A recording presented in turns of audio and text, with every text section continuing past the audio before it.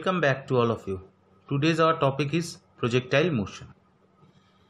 Now we all know that whenever we throw any object or a body, it travels in a projectile path. We are going to understand the projectile motion in terms of two-ball theory.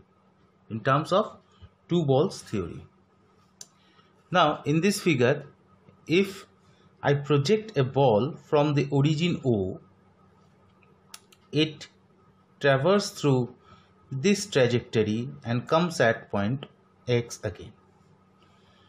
So we are considering this motion in two parts. One ball is thrown vertically upward, another is thrown horizontally, and the third ball is thrown along this path. Now we will find that the ball which is thrown vertically upward and the ball which is thrown horizontally along x-axis, they will always meet at a common point in this trajectory. For example, whenever the ball is at this point, this ball which we have thrown upward will rise to a height of this one, and this ball will traverse a distance up to this. At the maximum height, this ball will reach the maximum height and the ball will traverse half of the total distance. At this point, the ball thrown upward will be again at this point of the y-axis, but the ball thrown along x-axis will traverse this much of distance. At point this, the ball will have only a total displacement along the x-axis, while it will return to the origin at O. The ball thrown vertically upward will come back to the initial point of thrown, and the ball which is being thrown, which is projected in this trajectory, will come to along x-axis also. Now the video shown to you will explain the equations of this ball at a different point of the trajectory. You can see at 0, at O, it is showing a direction, the resultant of the two balls, that is the first ball thrown upward, the second ball thrown along the x-axis. The resultant of these two motion gives the direction of the motion of the ball thrown in the projectile manner.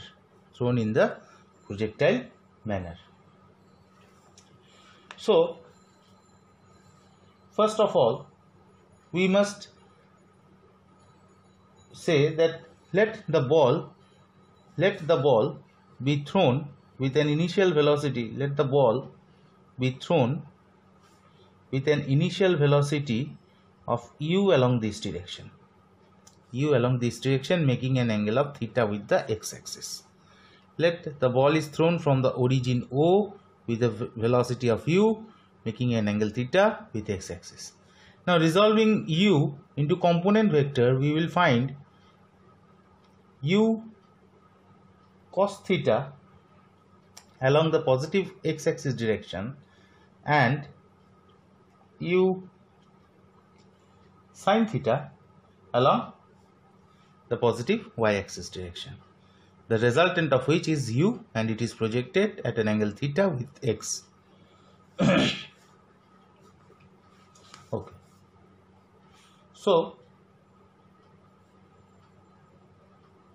we will resolve the equation of projectile motion and we will find out the equation of projectile motion. The terms to be remembered: TOF, that is time of flight. It is denoted by capital T. It is the total time covered by the ball thrown upward to move from origin to the maximum height and return back to the original point, or the time taken by the ball projected along x-axis to reach the maximum point on the x-axis from the origin. So it is given by t is equals to 2u sine theta by g. So this is the equation, 2u sine theta by g. 2u sine theta by g. Now to find it how this equation came, we will see some solution. Okay, let this is the point O, this is the point A, and this is the maximum point B. O, A, B, 3 points. At point O, now velocity along the x direction will be u cos theta.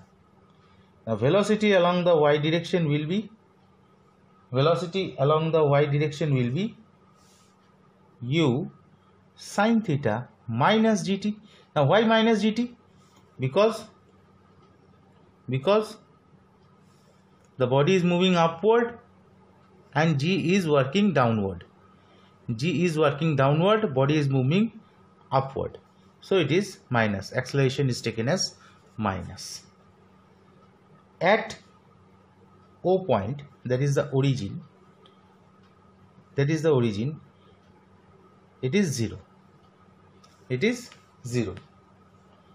Now why it is 0? Because no height is covered at point O, no displacement is also covered. So we get u sine theta equals to gt. Therefore t is equals to u sine theta upon g. Now the total time will be, just multiply it with 2, you will get 2u sine theta by g. Total time will be 2u sine theta by g. This is the total time of flight. Now the next point is range.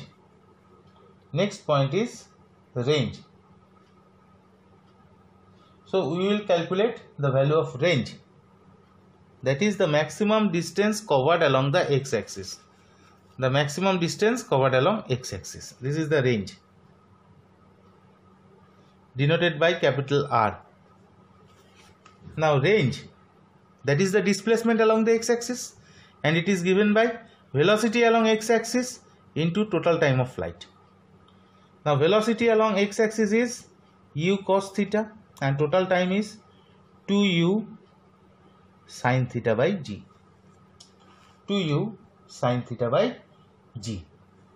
So the value becomes 2u square sine theta cos theta upon g is equals to u square sine 2 theta by g.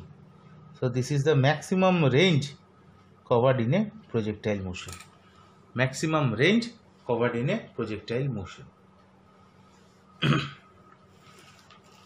Now the third and the most important thing that is to be calculated here is the maximum height.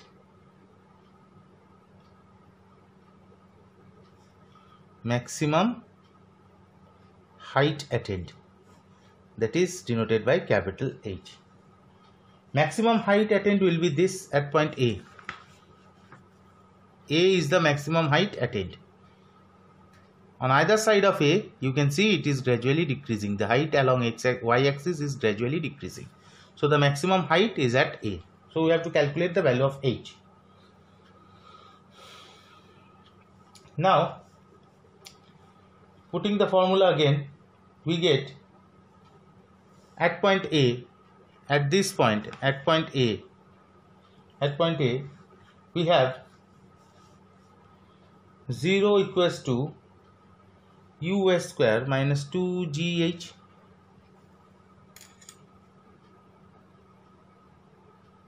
because the body is momentarily at rest.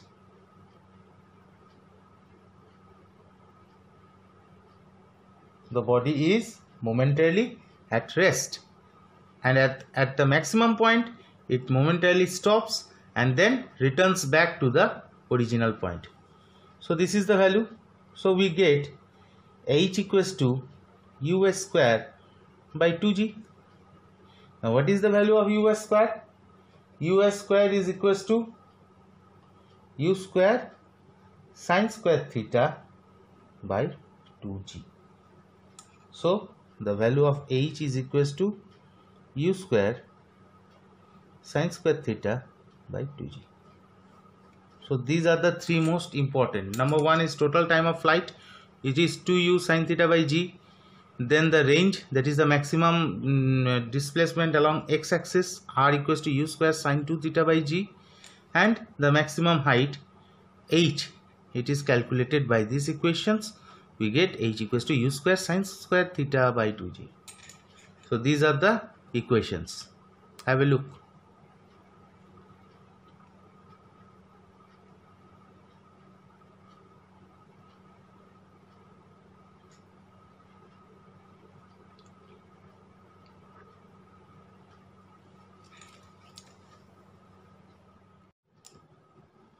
Now we will calculate the trajectory for a projectile motion. We are just drawing a symbolic view of this. We want to know the equation of this path followed by the projectile body. Now, let at this point the body suffers a distance of x, and along y-axis it suffers a distance of y. We know x equals to u cos theta into time t. Let t be the time for which the body reaches at this point from A, that is point A from the origin. Let at time t the particle reaches at point A from O, and y will be given as u sine theta into t minus half gt square. Now from this equation we get t equals to x by u cos theta. Replacing the value of t in this equation, we get u sine theta into x by u cos theta minus half g x square by u square cos square theta. So u cancel out, we get x tan theta minus half g x square by u square cos square theta.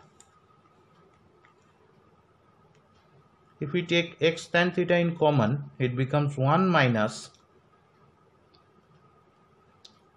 g x by 2 u square cos square theta into tan theta. Now this is the equation of a parabola. This is equation of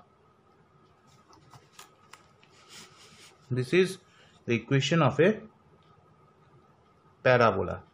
So the trajectory is parabolic in nature. For a projectile motion, the trajectory is parabolic in nature.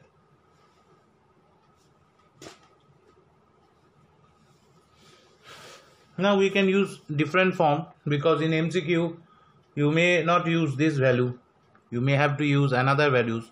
So we will just see the other form also. This is form number 1, main form. Now x tan theta is taken out, 1 minus gx by 2 u square cos square theta. We can replace tan theta as sin theta by cos theta. Cross it out. we get x tan theta 1 minus gx by 2 u square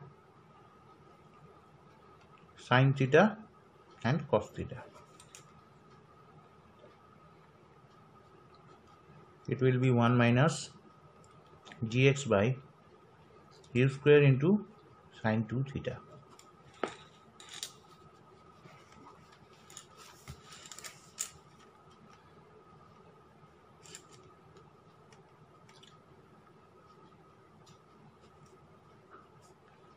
It will be x by r.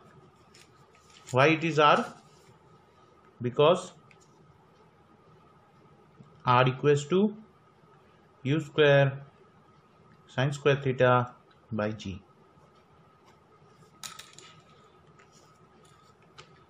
So this is again another form number 2.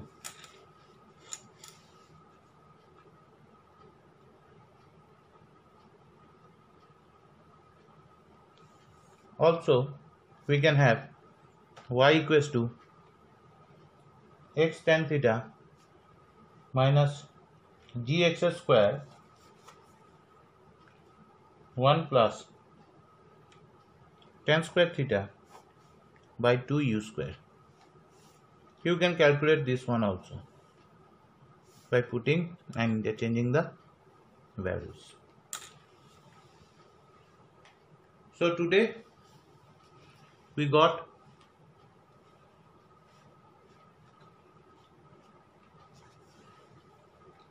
these are the formulas for the trajectory, and also we got 3 formulas for total time of flight, maximum height and parabola.